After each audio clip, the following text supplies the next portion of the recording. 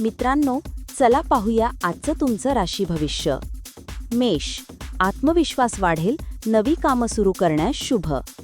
वृषभ, पैशान फायदा, कुटुंबात आनंद.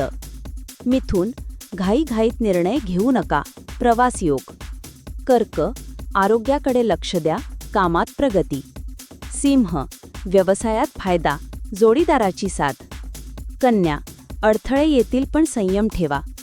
तुला, आर्थिक फायदा, प्रतिष्ठा वाढेल. वृश्चिक, महत्त्वाचे निर्णय पुढे ढकला, मित्रांची साथ. धनु, यश आणि शुभवार्ता मिळेल. मकर, मेहनतीचं फळ मिळेल, बढतीची शक्यता.